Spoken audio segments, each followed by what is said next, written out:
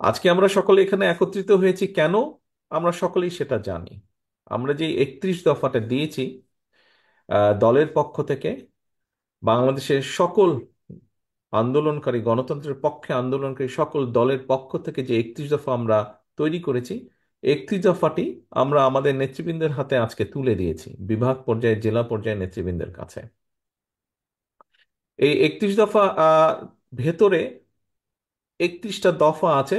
বাংলাদেশের বিভিন্ন বিষয় নিয়ে আলোচনা করা আছে, যেই বিষয়গুলোর সাথে দেশের মানুষের জীবনযাত্রা সবকিছু ওতপ্রোতভাবে জড়িত। আপনারা খেয়াল করে দেখবেন, আমরা পিছন দিকে যেই বইগুলো আমরা দিয়েছি এর পিছন দিকে একটি কথা লেখা আছে যে 31 দফাটাই যে সীমাবদ্ধ 31 দফার মধ্যে, নট দ্যাট। কারো কাছে, যেমন এখানে আমি জয়েন করার পরে এখানে কয়েকজন ব্যক্তি তাদের কিছু প্রস্তাবনা দিয়েছেন, তার মধ্যে কয়েকটি ভালো প্রস্তাবনা আছে। এরকম আমরা যদি আরো প্রস্তাবনা পাই, আমরা সেটি 31 দফার সাথে অ্যাড করব। কাজে 31 দফাটা বাধা ধরা কোনো নিয়ম না, বাট এটি একটি আমরা ধরে নিতে পারি গাইডলাইন। এখন উপস্থিত প্রিয় নেতৃবৃন্দ, এই যে আমরা আজকে এখানে যেই অনুষ্ঠানটি করলাম, এটির মাধ্যমে আপনাদের 31 দফার বিষয়ে অনেক কনসেপ্ট ক্লিয়ার হলো। কিছুদিন আগে আমরা ঢাকায় রিলঞ্চিং করেছিলাম, তখন নিশ্চয়ই আপনারা অবশ্যই সকলে সেখানে উপস্থিত ছিলেন না, বিশেষ করে জেলা পর্যায়ের নেতৃবৃন্দ। এখানে আজকে বিএনপি, যুবদল, ছাত্রদল, স্বেচ্ছাসেবক সহ আমাদের অন্যান্য অঙ্গ সহযোগী সংগঠনের জেলা পর্যায়ের নেতৃবৃন্দ আছেন। আপনাদেরকে আজকে আপনারা এখানে উপস্থিত হওয়ার পরে এই যে সারাদিন আপনার যে যে ডিসকাশনটা হলো, অনেকগুলো বিষয় আপনাদের পরিষ্কার হয়ে গেছে, অনেক কিছু জানার ছিল, বোঝার ছিল, সেগুলো ক্লিয়ার হয়ে গেছে।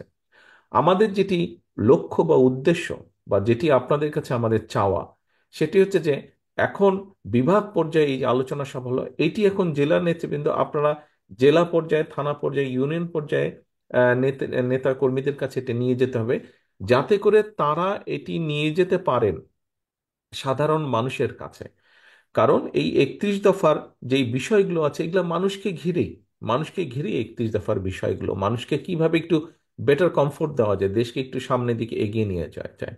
এখানে একটি কথা এসছে কিছুক্ষণ আগে, আমাদের গৌস তার বক্তব্যে কয়েকটি কথা বলেছে। দেখুন, আহ সব সময় সবকিছু বইয়ে হয়তো খুব সুন্দরভাবে সবকিছু লেখা থাকে, কিন্তু সেই লেখাগুলো, সেই গাইডলাইনগুলো যদি বাস্তবায়ন করতে হয়, সেটা মানুষকেই করতে হবে। এবং আমি ব্যক্তিগতভাবে মনে করি সবকিছুর পিছনে বিষয় একটি থাকে, সেটা হচ্ছে ইন্টেনশন বা নিয়ত। আমরা বাংলায় যেটা বলি নিয়ত, ওই লোকটার নিয়ত কি। আমাদের সকলের নিয়ত যদি ভালো থাকে, অবশ্যই আমরা ভালো কিছু করতে সক্ষম হব। আমরা রাজনীতি করি, রাজনীতি কার জন্য করি? রাজনীতি মানুষের জন্য করি, রাজনীতি দেশের জন্য আমরা রাজনীতি করি। দেখুন, সারা পৃথিবীতে একটি একটি একটি বিষয় গ্রহণযোগ্য আছে, একটি বিষয় কি সেটি? গণতন্ত্র। দুঃখজনকভাবে হলো বাংলাদেশে গণতন্ত্র চলার পথে বহু সময় বাধাগ্রস্ত হয়েছে। এই গণতন্ত্র যে চলার পথটি, গণতন্ত্র চলার পথটি বিভিন্নভাবে বাধাগ্রস্ত হয়েছে। আজকে আমি মনে করি এখানে আপনারা যারা আছেন, আমরা সকলে মিলে যদি একটি শপথ গ্রহণ করি, এবং এই শপথটা যদি আমরা সকলের কাছে নিয়ে যেতে পারি, যে সেটি হলো যে কোনো মূল্যে হোক, আমরা যেই গণতন্ত্রের জন্য জুলাই আগস্ট মাসে প্রায় 1,500-এরও বেশি মানুষ শহীদ হয়েছেন, যেই গণতন্ত্র পুনরুদ্ধারের জন্য গত প্রায় 16-17 বছর ধরে, এক যুগেরও বেশি সময় ধরে বাংলাদেশ জাতীয়তাবাদী দল বিএনপি সহ অন্যান্য বিরোধী দলের বহু নেতাকর্মী গুম খুনের শিকার হয়েছেন, সেই গণতন্ত্রকে যদি আমরা কন্টিনিউ করতে পারি, আমরা যদি একটি গণতান্ত্রিক প্রক্রিয়াকে কন্টিনিউ করতে পারি, তাহলে অনেক কিছুর সমাধান রাতারাতি হবে না, বাস্তবতা এটাই। তবে পর্যায়ক্রমিকভাবে আমরা সমাধান অনেক কিছু করতে পারবো। আজকে আমরা বিগত যে স্বৈরাচারের, পলাতক যে স্বৈরাচার, তার সময় আমরা একটি জিনিস দেখেছি, এটা বাংলাদেশের ছোট বড়, শিক্ষিত, অল্প শিক্ষিত, অর্ধশিক্ষিত সব ধরনের মানুষ কিন্তু একটি বিষয় আমরা বুঝতে রিয়েলাইজ করেছিলাম, কোনো অ্যাকাউন্টেবিলিটি ছিল না দেশে। কোনো দেশের কোনো কোনো জায়গায় কোনো অ্যাকাউন্টেবিলিটি ছিল না, এবং সেজন্যই গুম খুন, সেজন্যই অর্থ পাচার, দেশের মানুষের সম্পদ পাচার, সেই জন্য এসব মেগা প্রজেক্টের নামে কি হয়েছে আমরা দেখেছি। প্রিয় উপস্থিতিবৃন্দ, আমি মনে করি দেশে যদি গণতন্ত্র থাকে, যে কোনো মূল্যে যদি আমরা গণতন্ত্রকে রাখতে পারি, তাহলে অ্যাকাউন্টেবিলিটি তৈরি হবে। অ্যাকাউন্টেবিলিটি অর্থাৎ জবাবদিহিতা তৈরি করতে হবে, এবং আমাদেরকে সেই জবাবদিহিতা তৈরি করতে হবে সরকারকে। যারা নির্বাচিত হিসাবে সরকারের দায়িত্বে থাকবে তাদেরকে আমাদের এমন একটা পর্যায়ে নিয়ে যেতে হবে তারা যাতে জনগণকে ভয় পায়, যাতে তাদের মাথার মধ্যে থাকে যে হ্যাঁ, কাল বাদে পরশু আমাকে জনগণের সামনে যেতে হবে, জবাব দিতে হবে জনগণকে। তখনই কিন্তু জিনিসগুলো আস্তে আস্তে সঠিক পথে চলা শুরু করবে, সঠিক পথে চলা শুরু করবে। আপনারা এখান থেকে অনেক প্রস্তাবনা দিয়েছেন, দেখুন এই প্রস্তাবনাগুলো যদি আমাদেরকে বাস্তবায়ন করতে হয়, তাহলে অবশ্যই আমাদেরকে এই প্রস্তাবনাগুলো 31 দফার বিষয়গুলো যদি আমরা ধরি, আপনাদের কাছ থেকে যে প্রস্তাবনা এসছে এই সবগুলো প্রস্তাবনা কিন্তু মানুষকে ঘিরে, মানুষের ভালোর জন্য। কাজেই আমরা যদি জবাবদিহিতা নিশ্চিত করতে পারি, তাহলেই কিন্তু এই প্রস্তাবনাগুলোকে বাস্তবায়ন ঘটানো সম্ভব। আমরা স্বাস্থ্যের ক্ষেত্রে যেটা বলেছি, আমরা চা শ্রমিকদের ক্ষেত্রে যেটা বলেছি, আমরা শিল্পের ক্ষেত্রে যেটা বলেছি, আমরা ডিফেন্সের ক্ষেত্রে যেটা বলেছি, সবকিছুই পর্যায়ক্রমিকভাবে করা সম্ভব। কিন্তু প্রথম বিষয় হচ্ছে গণতন্ত্র আমাদেরকে স্ট্যাবলিশ করতে হবে। আপনারা গত 2-3 দিনের পত্রিকা খুলে দেখুন, আমি প্রায় প্রতিদিনই বলছি যে একটি কিন্তু ষড়যন্ত্র হচ্ছে।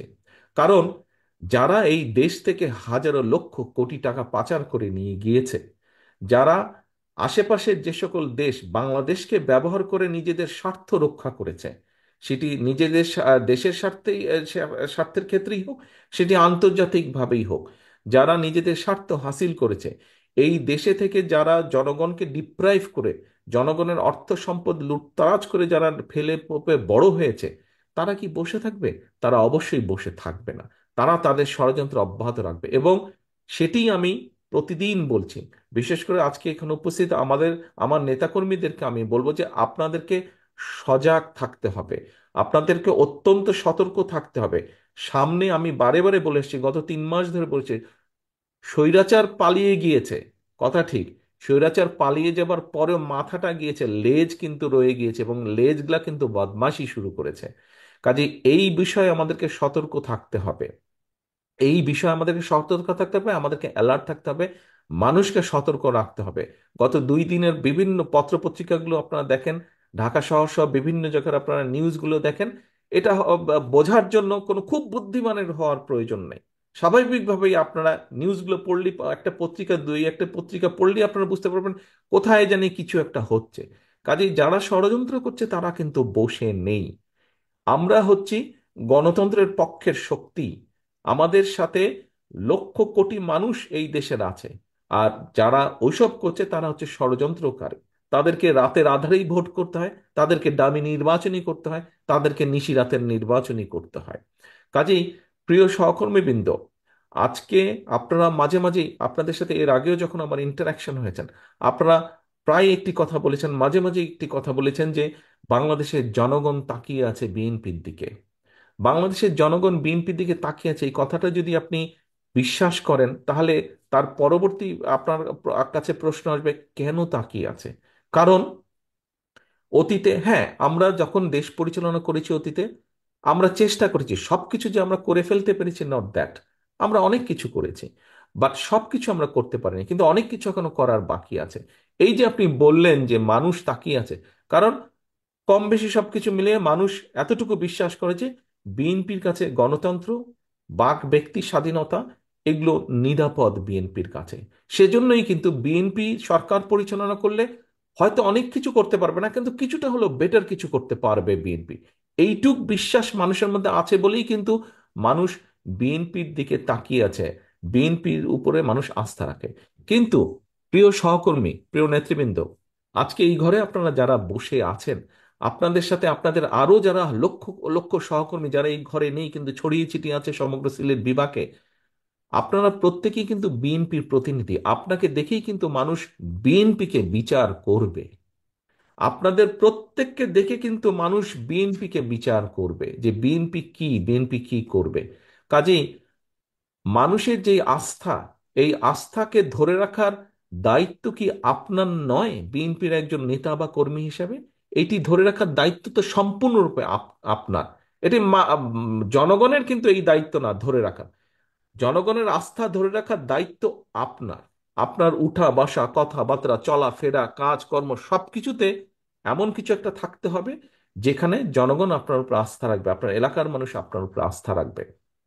কারণ আজকে কোনোভাবে যদি এটি একজন রাজনীতিবিদ, এখানে আপনারা যারা বসে আছেন আপনারা পোড় খাওয়া রাজনীতিবিদ, বিশেষ করে গত পলাতক স্বৈরাচারের সময় এখানে উপস্থিত বিএনপির প্রতিটি নেতাকর্মী জেল জুলুমের শিকার হয়েছেন, অত্যাচার নির্যাতনের শিকার হয়েছেন। কাজেই এই এক্সপিরিয়েন্স থেকে আপনাদেরকে একটি জিনিস বুঝতে হবে, আজকে বাংলাদেশের সবচাইতে বড় রাজনৈতিক দল বিএনপি। বিএনপি যে যত কথাই বলুক, এইটুক বোঝার ক্ষমতা আপনারা আছে, বিএনপি যদি কোনোভাবে ক্ষতিগ্রস্ত হয়, believe it or not, BNP কোনোভাবে ক্ষতিগ্রস্ত হলে সামগ্রিকভাবে বাংলাদেশ এবং বাংলাদেশের গণতন্ত্র ক্ষতিগ্রস্ত হবে। এটি আপনাদেরকে মানতে হবে, এটি আপনাদেরকে বুঝতে হবে। কাজেই প্রিয় সহকর্মীবৃন্দ, আজকে শুধু আপনার নিজের স্বার্থে আপনাকে ঠিক থাকতে হবে যে তা না, আপনাকে ঠিক থাকতে হবে, আপনাকে ঠিকভাবে আচরণ করতে হবে, আপনাকে ঠিকভাবে উঠা বসা করতে হবে, কথা বলতে হবে আপনার নিজের স্বার্থে, যেমন একইভাবে এই দেশের গণতন্ত্রের স্বার্থে, একইভাবে এই দেশের মানুষ এবং দেশের স্বার্থে আপনাদেরকে সঠিক ভূমিকা পালন করতে হবে। কাজে আসুন আমরা নিজেদেরকে সেভাবে গড়ে তোলার চেষ্টা করি, আমরা নিজেদেরকে সেভাবে পরিচালনা করার চেষ্টা করি যেভাবে বাংলাদেশের মানুষ প্রত্যাশা করে বিএনপির কাছে। একটু আগেই আমি একটি কথা বলেছি, আপনারা প্রত্যেকে বিএনপির প্রতিনিধিত্ব করেন, আপনাকে দেখেই বিএনপিকে জাজ করবে মানুষ। কাজেই আপনার উপরে অনেক কিছু নির্ভর করছে। এই 31 দফা আমরা মানুষের কাছে নিয়ে যাব, মানুষের কাছে নিয়ে যাব, এই জন্যই নিয়ে যাব। দেখুন, 31 দফা আমরা 2 বছর আগে দিয়েছি, 27 দফা ছিল।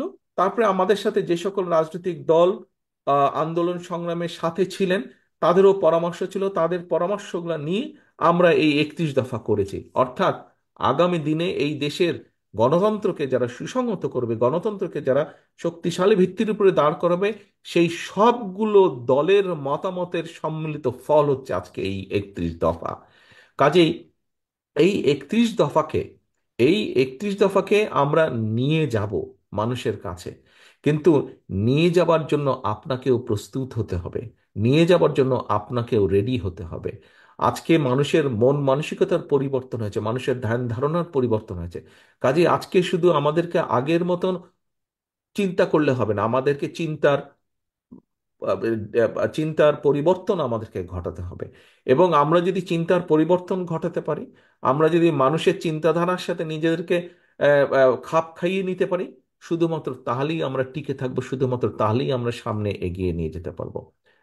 প্রিয় সহকর্মীবৃন্দ, আমি দৃঢ়ভাবে বিশ্বাস করি আমার সারা বাংলাদেশে ছড়িয়ে ছিটে থাকা লক্ষ কোটি যে নেতাকর্মী আছেন বাংলাদেশ জাতীয়তাবাদী দলের, পলাতক স্বৈরাচারের অত্যাচার নির্যাতনের পরেও যখন তা আপনারা টিকে আছেন, আমি দৃঢ়ভাবে বিশ্বাস করি ইনশাল্লাহ আগামী দিনে আপনারা মানুষের যে পরিবর্তন, সেই পরিবর্তনের সাথে নিজেকে খাপ খাইয়ে আপনারা টিকে থাকতে সক্ষম হবেন। একটি কথা মনে রাখবেন, আপনাদের দিকে দেশ একটি কথা মনে রাখবেন, আপনাদের দিকে দেশ তাকিয়ে আছে, আপনাদের দিকে দেশের মানুষ তাকিয়ে আছে।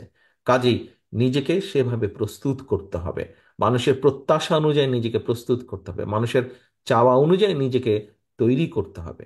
তাহলেই আমরা দেশকে নেতৃত্ব দিতে সক্ষম হব, দেশের মানুষকে পথ দেখাতে সক্ষম হব। এবং একই সাথে একই সাথে আজকে আমাদেরকে যে কোনো মূল্যে গণতন্ত্রের পক্ষে দাঁড়াতে হবে, আমাদের প্রতিজ্ঞা নিতে হবে যে গণতন্ত্রটাকে আমাদেরকে চালু রাখতে হবে। মানুষ নির্ভয়ে, নির্দ্বিধায়, নিঃসংকোচে মানুষ যাবে ভোট কেন্দ্রে ভোট দিবে। সেটি যে শুধু সংসদ নির্বাচন নট দ্যাট, সেটি ইউনিয়ন পরিষদের নির্বাচন, সেটি উপজেলা পরিষদের নির্বাচন হলে, সেখানে পৌরসভার নির্বাচন হোক, জেলা পরিষদের নির্বাচন হোক, সেটি কোনো মসজিদ কমিটির নির্বাচন হোক, সেটি কোনো ক্লাবের নির্বাচন হোক, সেটি কোনো ট্রেড বডির নির্বাচন হোক, অর্থাৎ যেখানে যেটাই হোক নির্বাচন হোক, প্রত্যেকটা গণতান্ত্রিক প্রক্রিয়াতে হতে হবে। গণতান্ত্রিক প্রক্রিয়াকে যদি আমরা কন্টিনিউ করতে পারি, গণতান্ত্রিক প্রক্রিয়াকে যদি আমরা চলমান রাখতে পারি, অনলি দেন আমরা এই দেশকে সামনে এগিয়ে নিতে পারবো, অনলি এই দেশের, তাহলেই দেশের মানুষকে আমরা নিরাপদ রাখতে পারবো। আসুন আজকে এই 31 দফা যেরকম আমরা মানুষের ঘরে ঘরে পৌঁছে দিব, এই প্রতিজ্ঞা যেমন আমরা করছি, একইভাবে আজকে আমরা প্রতিজ্ঞা করি আমাদের হাজারো সহকর্মী যে কারণে প্রাণ দিয়েছে, অর্থাৎ গণতন্ত্র পুনরুত্থান, সেই গণতান্ত্রিক প্রক্রিয়াকে যেন আমরা কন্টিনিউ রাখতে পারি, যে কোনো মূল্যে গণতান্ত্রিক প্রক্রিয়াকে কন্টিনিউ রাখতে পারি, তাহলেই আমরা এই এই এই ষড়যন্ত্র থেকে আমরা দেশকে রক্ষা করতে পারবো, যে কোনো বিপদ থেকে দেশকে রক্ষা করতে পারবো। বাংলাদেশকে আগামী দিনে যদি ষড়যন্ত্র থেকে রক্ষা করতে হয়, যে কোনো হুমকি থেকে রক্ষা করতে হয়, দেশের মানুষকে রক্ষা করতে হয়, গণতন্ত্রের কন্টিনিউশন ছাড়া কোনোভাবেই সেটি সম্ভব নয়। কোনোভাবেই সেটি সম্ভব নয়। যে কোনো মূল্যে আমাদেরকে গণতন্ত্রকে ধরে রাখতে হবে, মানুষের ভোটের অধিকারকে ধরে রাখতে হবে। সেটি 5 বছর হোক বা যেই সময় হোক, যেটির যেই সময় ভোট হওয়ার কথা, সেটি সেই সময় ভোট হতে হবে। এর বাইরে অর্থাৎ মানুষের মতামত দেবার যে প্রক্রিয়া, সেটিকে চালু রাখতে হবে, চালু রাখতে হবে, চালু রাখতে হবে। প্রিয় সহকর্মীবৃন্দ, আপনাদের সকলকে আন্তরিকভাবে ধন্যবাদ। সকাল থেকে আপনারা অনেক পরিশ্রম করেছেন। সকাল থেকে আপনারা নিজেদেরকে, আমি বিশ্বাস করি, প্রস্তুত করেছেন এই 31 দফা কিভাবে আপনারা জনগণের সামনে পৌঁছে দেবেন। পরিশেষে আমি একটি কথা বলবো, আজকে অনুষ্ঠানটি সিলেটে হচ্ছে। আমাদের যে আজকে প্যানেল বোর্ডের যে মূল যে ইনি আছেন, ডক্টর পাভেল, আমি জানি না আপনারা জানেন কিনা, ওনার বাড়ি কিন্তু বগুড়া। উনি বগুড়ার মানুষ। তো এখন বগুড়ার মানুষ হিসেবে উনি যখন বললেন যে সিলেটের অনুষ্ঠানটি সবচেয়ে সুন্দর হয়েছে, সবচেয়ে ডিসিপ্লিন, সবচেয়ে ভালো হয়েছে, স্বাভাবিকভাবে ভিতরে ভিতরে কিন্তু সবচেয়ে খুশি আমি হয়েছি। উপস্থিত নেতৃবৃন্দ, সকলে ভালো থাকবেন ইনশাল্লাহ, সকলে সুস্থ থাকবেন ইনশাল্লাহ। আপনাদের সাথে আবারও দেখা হবে। আজকের এই আজকের আমাদের 31 দফার এই যে মূল্যায়ন বা আলোচনা সভা, সেমিনার যেটিই বলি, আমাদের আজকের মূল লক্ষ্য, প্রতিজ্ঞা, প্রত্যাশা হবে বাংলাদেশের যে কোনো মূল্যে আমরা গণতান্ত্রিক প্রক্রিয়াকে অব্যাহত রাখবো। এটিই হবে আমাদের মূল লক্ষ্য, মূল প্রক্রিয়া, মূল প্রতিজ্ঞা। আসসালামু আলাইকুম। বাংলাদেশ জিন্দাবাদ, বাংলাদেশ জাতীয়তাবাদী দল জিন্দাবাদ।